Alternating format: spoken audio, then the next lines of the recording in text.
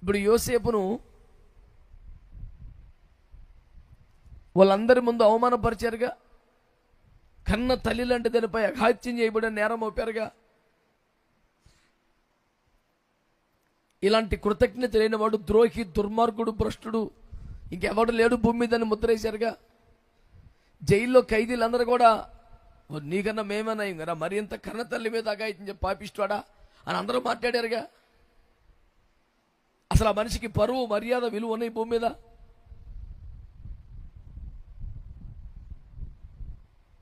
పోలీసులందరూ దుర్మార్గుడు, మామూలుడు కాదు, తిన్నింటి వాసులు లెక్క పెట్టినోడు, తలెత్తుకొని తిరగటలేదు అవకాశం ఉంది. అసలు ఇంత పరువు పోగొట్టుకొని ఇంతమంది ఎదుట దోషిగా బతికే బదులు ఆ పాపం చేస్తే మహారాజులా బతకొచ్చు.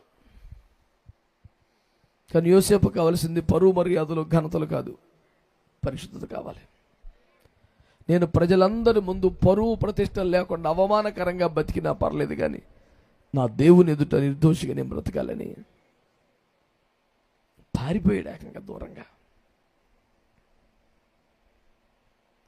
ఊహించుకో, నువ్వే ఆ ప్లేస్లో ఉన్నావు, తలుపులు ఇచ్చారు, నేను బయటికి వెళ్ళెత్తలేదు.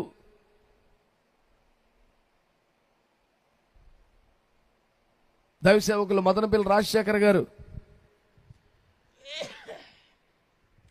ఒక సభలో చెప్తుంటే స్వయంగా నేను ఆ సభలో ఉండి ఈ వాక్యం విన్నాను.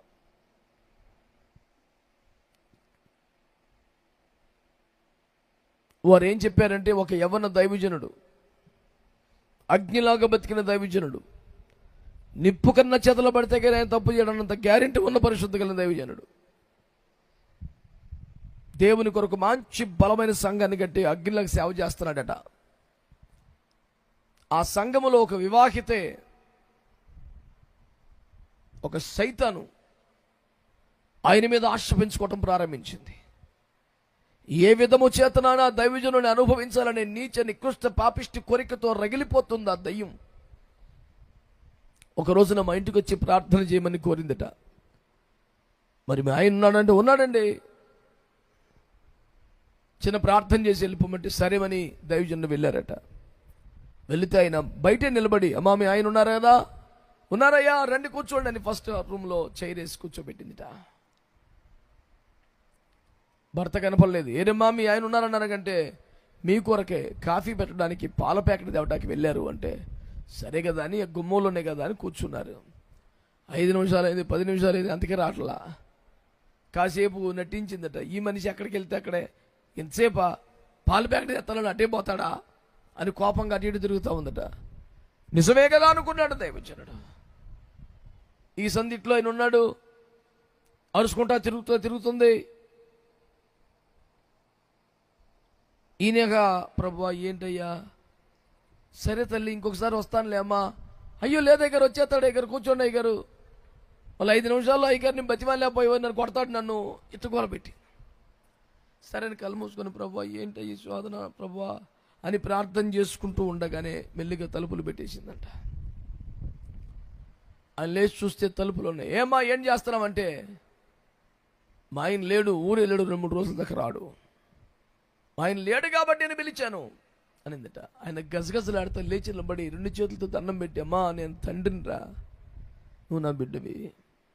ఒకవేళ అలాంటి నీచమైన ఆశలు కోరికల్ని కలిగితే కూడా నేను నిన్ను క్షమిస్తాను, కడుపులో పెట్టి దాచుకుంటాను, ప్రపంచంలో ఎవరికి చెప్పను.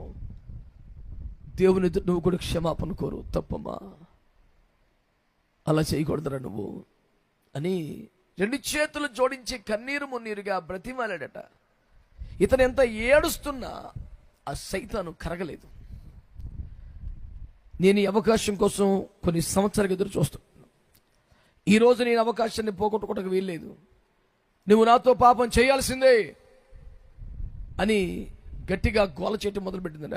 ఏం మాట్లాడుతున్నావు, బుద్ధి ఉందా నీకు, పిచ్చేసేలేస్తున్నావా అని దైవజనుడు కూడా కోప్పడ్డాడు.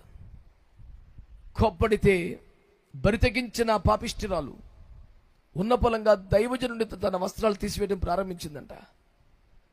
ఆయన తలుపులు తీసుకుని బయటికి వెళ్ళే ప్రయత్నం చేస్తే, సరే వెళ్ళు, నేను కూడా బట్టలను విప్పుకుని పరిగెత్తుకొచ్చి ఇటు దైవజనుడి ఇంటికి రానిస్తే ఇలా చేశాడని చెప్తాను ఊరంతా. దైవజనుడు అనుకొని, తండ్రి అనుకొని లోపల రాణిస్తే ఇలా చేశాడని గోల పెడతాను అంటే భయపడిపోయి దండం పెట్టి ఇక బతిమాలు కొట్టు, ప్లీజ్ అన్నమాట, చేయబాకరా, నీకు దండం పెడతాను రా, ఏడ్చి ఏడ్చి గోల పెట్టినా ఒప్పుకోకుండా దాదాపు దిగంబరంగా మారిపోయి ఆ తలుపు దగ్గరకు వచ్చి గడ తీయటానికి ప్రయత్నం చేస్తున్నాను. ఇలా పరిగెడతాను రోడ్డు మీదకి, నువ్వు ఇలా చేస్తే భయపడి పారిపోయించాను లోకానికి చెబుతానని. కనీసం 2 గంటల సంఘర్షణలో దైవజనుడు ఈ మనిషి అన్నంత పనే చేసేలా ఉంది. తలుపు తీసేస్తుంది, ఆల్రెడీ బయటికి వెళ్ళిపోద్ది. ఇలా వెళితే ఇంక నేను ఊర్లో తలెత్తుకుని బతకలేను. దైవజనుడు అయ్యిండి ఇలా చేస్తాడా, ఇంక నేను బతకలేను బాబోయ్ అని పాపానికి లొంగిపోయాడట. ఆ మరుసటి ఆదివారం చర్చికి వచ్చాడు. మందిరం నిండా జనం ఉన్నారు. చిన్న పెద్ద తేడా లేకుండా అందరికీ ఆయనంటే విపరీతమైన గౌరవం, తండ్రి లాంటి మనస్సు భావం. స్టేజ్ మీద వేరొక సంఘ కాపురం ఉన్నాడట, ఈయన లేడు. పాటలన్నీ అయిపోతే మా భాస్కర్లు ఎవరో కూర్చున్నారేంటి ఇక్కడ అని చూస్తుంటే మెల్లిగా లోపలికి వచ్చాడట. మెల్లిగా లోపలికి వచ్చి స్టేజీ ఎక్కకుండా అలిపెట్టు మీద మైక్ పట్టుకొని, మీరు ఎంతవరకు నన్ను ఎంతో ప్రేమించారు, గౌరవించారు, లోబడ్డారు. నేను కూడా యథార్థంగానే మీకు పరిచయం చేశాను. ఇక మీదట నేను మీకు సంఘ కాపరిని కాదు, నేను మీకు తండ్రిని కాదు. ఇదిగో ఈ దైవజనుడు మీకు సంఘ కాపరిగా ఉంటాడు. ఈయన మీకు ఆత్మీయ తండ్రిగా ఉంటాడు. నాకు ఎలా లోబడ్డారో, నన్ను ఎలా ప్రేమించారో, నన్ను ఎలా గౌరవించారో, అలాగే మీరు ఈ దైవజనుని గౌరవించండి. నేను దైవజనుడిగా బలిపీఠం మీద నిలబడి మాట్లాడే అర్హతను కోల్పోయాను. నేను తగను, నేను పనికిరాను అని చెబుతుంటే, ఏంటి మా ఇంకేళ్ళలో మాట్లాడుతున్నారు కొత్తగా, ఇప్పుడు లేంది అని అందరూ ఆశ్చర్యపోయి వింతగా ఫీల్ అయ్యి సర్దుకునే లోపే మైక్ ఆయనకు అప్పగించాడు. నడుచుకుంటూ బయటికి వెళ్తాడు. ఆయన వెనకాల కూర్చుంటాడేమో, వెళ్ళిపోతాడు ఎవరు అనుకుంటారు. సరే ప్రార్థన ఇక మాట్లాడదాం. రకరకాలుగా ఉన్నాయి. అసలు షాకులో ఉన్నారు, ఎవరు తేరుకోవట్లా. ఈ లోపు ఈయన నడుచుకుంటూ వెళ్ళిపోయాడు. ఆరాధన అందరు చూస్తే ఇంట్లో లేడు, ఊర్లో లేడు, ఎక్కడ లేడు. ఆ దైవజనుడు ఆ రోజున చెప్పే నాటికి ఆయన అన్నమాట, ఇవాళకి 8 సంవత్సరాలు వెతికిన చోట కానీ వెతకని ఊర్లు, కొండలు, లోయలు, అడవులన్నీ వెతికారు. దైవజనుడు కాదు, అతని శవం కూడా దొరకలేదు. ఏమైపోయాడో తెలియదు. ఆయన కన్నీరు గారుస్తూ ఆ వాక్యం చెబుతూ 2 చేతులు జోడించి, నీవు 100% పరిశుద్ధుడివే, నీవు 100% పరిశుద్ధురాలివే, కానీ ఎదుటివారు కూడా పరిశుద్ధంగా ఉంటారని మనం చెప్పలేం కదా. వారు ఎలాంటి వాళ్ళో మనం ఊహించలేం కదా. నీకు పాపము చేయాలనే మనసు లేకపోయినా పరువు దక్కించుకోవటం, పరువు కోసం సిగ్గుపడి చేసే పరిస్థితి వస్తుంది.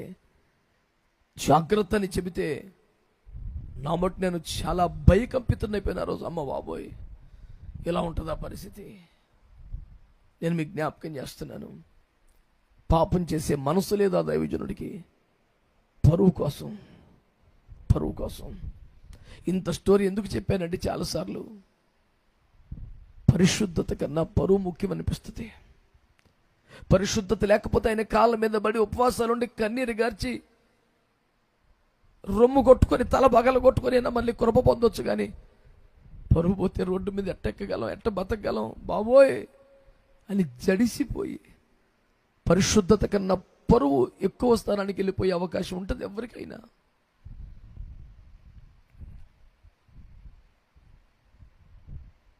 గతంలో ఒరిస్సాలో ఒకసారి, మొన్న మధ్య మణిపూర్లో ఒకసారి, మంచి యవ్వన ప్రాయంలో ఉన్న ఆడపిల్లలను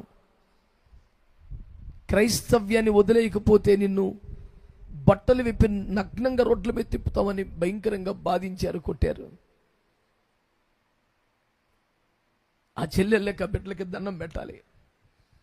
సావు దెబ్బలు తిన్నారు, బట్టలు లాగేస్తుంటే కూడా మౌనంగా ఏడిచారు. కానీ నాకు యేసు వద్దు అనలేదు.